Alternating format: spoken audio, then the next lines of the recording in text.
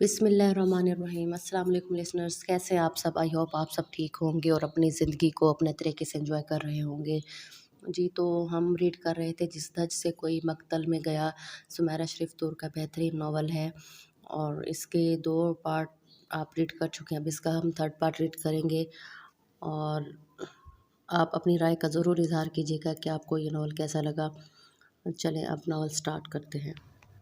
ये तो जिंदा बच रहा है, किसी और को सांस लेने की मोहलत भी नहीं दूंगा। अक्लमंद हो, इशारा ही काफी है, समझी तुम? राबेल को एक तरफ हटाकर वो निकल गया था। उसने बामुश्किल अपनी बरसती आंखें साफ की और अब्दुल बारी के गुरूर घमंड से उठते कदम देखती रह गई। ये तुम्हारा आखिरी फैसला है? बाबा ने पूछा था तो वो सर हिला गई। ठीक है, मैं फुरकान से कहता हूँ, वो तुम्हारे जाने के इंतजामात कर देगा। इस वक्त सभी सिवाय अब्दुल बारी के लाउंज में बैठे हुए थे जब उसने दानिश भाई के पास जाने का फैसला सुनाया था। कुछ देर तो सब पर एक सख्ता था सा तारी हो गया था, मगर फिर इस खामोशी को बाबा ने तोड़ा था। फुरकान भाई ने सिर्फ इसे देखा था। बाबा उसी खामोशी से उठकर लाउंज से निकल गए। तुम अब्दुल बारी के लिए मान जाओ, शायद इस तरह मेरा बेटा सुधर जाए। अगले दिन बड़ी अम्मी ने उससे कहा तो वो हैरान होकर देखे गई। मैं क्या करूं, मेरा कोई दुख कोई नहीं समझ सकता। इतना बड़ा क्या पाला उस अच्छी तरबियत की, क्या सिर्फ इसलिए कि वो इस दौर में आकर बिगड़ जाए। तुम्हारी तलब कर रहा है, हो सकता है तुम्हारे ज़रिए अल्लाह उसे हिदायत दे दे, वो राह रास्त पर आ जाए। वो गलत सोहबत से निकल आए। वो कितनी खुश फहम थी। राबेल नज़रें चुरा गई। वो सिर्फ एक ख्वाहिश खुश फहमी की खातिर सारी ज़िंदगी दाव पर नहीं लगा सकती थी। राबेल, उन्होंने पुकारा तो वो चेहरा फेर गई। मुझसे वो चीज़ तलब मत करें बड़ी अम्मी जो मैं दे ना सकूं। हो सकता है अब आपकी खातिर मैं मान जाऊं, मगर सारी ज़िंदगी आपके बेटे के साथ गुजारना बहुत मुश्किल है। मुझ में ना ही इतना हौसला है और ना ही दम। अगर मैं उनकी ज़िद ना होती तो शायद कुछ सोचती भी। जब इंसान ज़िद पर उतर आए तो रिश्तों का तकद्दुस और एहतराम बाकी नहीं रहता। आप ना जाने कौन सा रिश्ता निभाना चाहती हैं। वो खामोश हो गई थी। एक तरह से राबेल ने साफ इनकार कर दिया था। ठीक है बेटी, ज़बरदस्ती नहीं। माँ हूँ ना, खुश फहम हूँ, सिर्फ अपने बेटे का सोच रही हूँ, तुम्हारी परवाह ही नहीं की। माफ़ करना, अल्लाह ताला तुम्हारा नसीब अच्छा करे। वो उसके सर पर हाथ रखकर उसके कमरे से बाहर निकल गई थी। रात को अब्दुल बारी कुछ जल्दी आ गया था। राबेल किचन समेट कर बाहर निकली तो वो लाउंज में बाबा और बड़ी अम्मी के साथ किसी बहस में उलझा हुआ था। वो जब भी घर लौटता था एक हंगामा ज़रूर बर्पा हो जाता था। इस वक्त भी ना जाने मौजू बहस कौन था। तो फिर आपने तय कर रखा है कि मेरी बात नहीं मानेंगे? वो गुस्से से बड़े बाबा से कह रहा था। राबेल जो अंदर दाखिल हो रही थी ये सुनकर वहीं रुक गई। तुम गलत जिद पर अड़े हुए हो। राबेल से तुम्हारी शादी कभी नहीं करूँगा। मुझे ये गवारा है कि वो सारी उम्र यूं ही रहे, मगर ये गवारा नहीं कि वो तुम जैसे नाहंजार और आवारा सिफ्त इंसान की बीवी बने। वो हीरा सिफ्त लड़की तुम्हारे काबिल ही कहाँ है? अगर आपकी ज़िद है तो फिर मेरी भी ज़िद है। अगर उसकी शादी मुझसे ना हुई तो फिर मैं उसे इस काबिल भी नहीं छोड़ूंगा कि वो किसी की बन सके। ये अल्फाज कहते हुए उसके लहजे में दुनिया जहाँ का गुरूर और तकब्बुर सिमट आया था। राबेल और बड़ी अम्मी अपनी जगह कांप सी गई थी। खुदा को समझो अब्दुल, क्या बिगाड़ा उस बेचारी ने तुम्हारा? क्यों हाथ धोकर पीछे पड़ गए हो उसके? उसके अल्फाज सुनकर बड़े बाबा गुस्से से घूरने लगे थे तो बड़ी अम्मी रोने लगी। मैं ज़बान से कह रहा हूँ, मुझे हर हाल में राबेल से शादी करना है। वो कहीं नहीं जाएगी और ना ही मैं उसे कहीं जाने दूँगा। मैं सिर्फ एक हफ्ते के लिए एक ज़रूरी काम से कराची जा रहा हूँ। वापस आऊँ तो कोई फैसला कर लीजिएगा, वरना। वो रुक गया था। राबेल को लगा उसका वरना उसके बदन से रूह खींच लेगा। बाबा जान, अगर दुनिया आपने देखी है तो आंखें मैंने भी बंद नहीं की। राबेल कम उम्र या कोई बच्ची नहीं है कि वो मेरी ज़िद ना समझ सके। समझाएं उसे, जो चीज़ एक दफ़ा मेरी नज़र में आ जाए तो फिर वो सिर्फ और सिर्फ मेरी होती है। ब्रेन वॉशिंग की ज़रूरत है इसे, वरना सारी उम्र पछताएगी। बताएं इसे कि बाइज़्ज़त तरीके से इससे निकाह पढ़वाना चाहता हूँ। वो बाबा के सामने कोई लिहाज व मुरवत रखे शर्म हया के बगैर कह रहा था। इन्हें बेपनाह गुस्सा आ गया। बकवास बंद करो तुम बेशरम बेहया, ज़रा भी ख्याल नहीं तुम्हें कि किसके बारे में ये अल्फाज कह रहे हो? लोग तो इज़्ज़त की खातिर जाने तक दे देते हैं और तुम हो कि घर की इज़्ज़त को ही दागदार करने पर तुले हुए हो। नहीं करूँगा मैं तुमसे उसकी शादी। भेज रहा हूँ मैं इसे उसके भाई के पास। मैं नहीं आप तुले हुए हैं, वो कहीं नहीं जाएगी, मैं उसे कहीं नहीं जाने दूंगा, वो बड़े बाबा से ज़्यादा गुस्से से बोला था। बकवास नहीं करो, दफ़ा हो जाओ यहाँ से। किस रिश्ते और किस नाते तुम इसे रोकोगे? जब मैं इसे भेजूंगा और इसका भाई इसे अपने पास बुलवाएगा तो तुम कौन होते हो रोकने वाले? चले जाओ यहाँ से। बहुत बर्दाश्त कर लिया मैंने तुम्हें। आइंदा मेरे घर में कदम रखने की भी ज़रूरत नहीं है। मुझे ज़माने भर की आवारा ऐसी बेशरम बेहया औलाद की कतई ज़रूरत नहीं। कोई ताल्लुक़ नहीं मेरा तुमसे। बड़े बाबा सब कह गए थे। अम्मी रोने लगी थी। ताल्लुक़ इस तरह तोड़ने से कभी टूटा नहीं करते। अभी तो मैं जा रहा हूँ, मगर इंशाअल्लाह कोई इंतज़ाम करके ही आऊँगा। देखता हूँ कौन भिजवाता है इसे यहाँ से। राबेल खामोशी से दरवाजे से हट गई।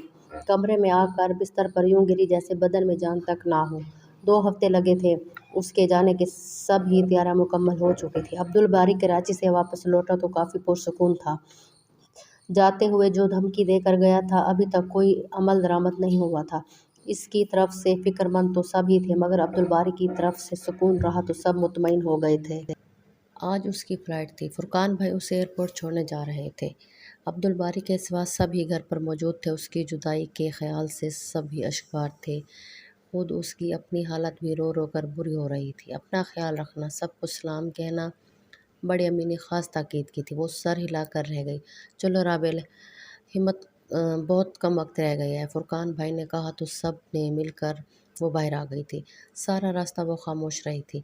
मुख्तलिफ मराहल से गुजरते हुए भी वो चुप सी थी। अपना पासपोर्ट और टिकट चेक करवाने के मराहल में वो बुरी तरह चौंकी थी। जब वहाँ मौजूद लड़की ने इसकी सीट कैंसिल हो जाने का कहा था। ये कैसे हो सकता है? मेरी सीट कैसे कैंसिल हो सकती है? वो बेपनाह मुतफक्किर हो चुकी थी। वो लड़की दूसरी तरफ मुतवज्जह हो गई तो इसने पीछे पलट कर फुरकान भाई को देखा। परेशान से बुरा हाल था। मज़ीद कुछ पूछे बगैर वो उनकी तरफ बढ़ आई। सारी बात बताए तो वो भी फ़िक्रमंद हो गए थे। ये कैसे हो सकता है भला? ये सीट कैसे कैंसिल हो गई? वो हैरान थे। तुम यहाँ बैठो, मैं मालूम करता हूँ। वो इसे बिठाकर कागजात लेकर चले गए थे। वो हिरासत से बैठी उंगलियाँ चटकती रही। कुछ देर बाद लौटे तो अब लब भींचे हुए थे। क्या हुआ? उठ खड़ी हुई। कुछ नहीं, तुम आओ मेरे साथ। वो इसे लेकर वहाँ से निकल आए थे। वापसी के रास्ते पर गाड़ी डाली तो वो इन्हें देखने लगी। क्या बात है भाई, क्या हुआ? वो मज़ीद सब्र नहीं कर सकती थी। बहुत ओछे हथकंधों पर उतर आया अब्दुल बारी। जिंदा नहीं छोड़ूंगा मैं इसे। उनकी आंखें खून रंग हो रही थी। वो कुछ समझे और ना समझे की कैफियत में इन्हें देखी गई। मजीद कुछ पूछने की हिम्मत ही ना हो सकी। हत्ता कि दोनों घर आ गए। घर में कदम रखते ही दोनों का पहला सामना अब्दुल बारी से ही हो गया था। वो सामने सोफे पर बैठा मुस्करा रहा था। सामने अम्मी अब्बू और किंजा भाभी थी। सबके चेहरे पर एक अजीब सी बेबसी रकम थी। शायद वो भी बाखबर हो चुके थे। कुछ जल्दी नहीं आ गए आप लोग? मेरा तो ख्याल है आज राबेल की फ़्लाइट है। क्यों राबेल? वो मुस्कुराते हुए पूछ रहा था। कैसी फातिहाना मुस्कुराहट थी उसके होंठों पर, और राबेल खाली नज़रों से उसे देखती रह गई। तुम तुम फुरकान भाई तेश में आगे बढ़े। बहुत ओछा वार किया है तुमने। बहुत कमीनगी पर उतर आए हो तुम। अपनी जेब से कुछ कागजात निकाल कर उन्होंने अब्दुल बारी के चेहरे पर दे मारे थे। बाकी सब साकित थे। शायद उन पर यह ज़िद पहले ही गुजर चुकी थी। राबेल कुछ ना समझ पा रही थी। उस समय जहन बिल्कुल खाली हो रहा था। मुझे इल्ज़ाम देने का आप लोग हक नहीं रखते। मैंने पहले ही बाखबर किया था आपको। बाखबर किया था तो फिर ये क्या है? क्यों हम बेइज्जत करने पर तुले हुए हो? भाई ने कागजात उठाकर दोबारा उसकी आंखों के सामने लहराए थे। आरबेल बेदम से आगे बढ़ी।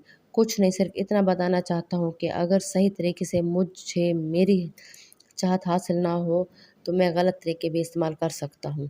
ये तो सिर्फ छोटे झूठे कागजात हैं, मैं असली भी तैयार करवा सकता हूँ अगर आप लोग और राबेल मान जाए तो ठीक, वरना यही कागजात असली साबित हो सकते हैं। वो ना जाने क्या कह रहा था। राबेल के कुछ पल्ले नहीं पड़ रहा था। वो अम्मी के पास गिर सी गई थी। फुरकान, इसे कहो यहाँ से दफ़ा हो जाए। जो करना था ये कर चुका है। अब मैं इसे अपने घर में मज़ीद बर्दाश्त नहीं कर सकता। अब आज ये निकाह के झूठे कागजात ले आए हैं, कल ये गवाह ले आएगा। बाबा मज़ीद बर्दाश्त नहीं कर सकते थे। अंदर खड़ी हुई राबेल बुरी तरह चौंकी तो वो कुछ ना समझते हुए भी कुछ कुछ समझ रही थी। ये ये झूठे सही मगर इतनी ताकत रखते हैं कि किसी को रोक सकते हैं। एक चुभती हुई नज़र इसने राबेल पर डाली थी। मैंने पहले ही कहा था کہ انتظام کر لیں۔ اب بھی کہہ رہا ہوں یہ کاغذات جھوٹے صحیح مگر رابل کہیں نہیں جائے گی۔ آج یہ رک گئی ہے، کل میں انتظار نہیں کروں گا۔ کتنا شفاق اور ظالم تھا وہ، ذرا بھی ماں باپ کی پرواہ نہیں تھی۔ وہ ہاتھوں میں چہرہ چھپا کر سسکنے لگی تھی۔ قانونی طور پر تو یہ میری بیوی کو کہیں بھیجنے کا کیا اپنے گھر رکھنے کا بھی حق نہیں رکھتے آپ۔ یہ صرف ایک قدم اٹھایا ہے میں نے۔ اگر چاہتے ہیں آپ کہ سب کچھ سچ ہو جائے تو سمجھائے اسے اور خود کو بھی۔ اب میں کچھ بھی نہیں دیکھوں گا۔ یہ کاغذات اسے میری بیوی ثابت کرتے ہیں اور اس جھوٹ کو آپ ہی ثابت نہیں کر پائیں گے۔ دفعہ ہو جاؤ یہاں سے، جاؤ جو کرنا ہے کر لو۔ بابا نے آگے بڑھ کر گریبان سے پکڑ کر اسے باہر دھکیلا تھا۔ آپ غلط کر رہے ہیں، بہت پچھتائیں گے۔ وہ یہ ذلت برداشت نہیں کر سکا تھا۔ جاؤ، دفعہ ہو جاؤ یہاں سے۔ گم گر اپنی یہ منحوس صورت، جو بھی کرنا ہے کر لینا۔ بابا نے بے پناہ طیش میں تھے۔ فرقان بھائی کی بھی کچھ یہی کیفیت تھی۔ تو ٹھیک ہے، یوں تو پھر یوں ہی صحیح۔ وہ کاغذات جیب میں ڈالے باہر نکل گیا تھا۔ اتنی دیر سے خود پر ضبط کرتی رابل بڑی امی کے سینے میں منہ چھپا کر ضبط کھو گئی تھی۔ بابا اور فرقان بھائی نے بے بسی سے دیکھا۔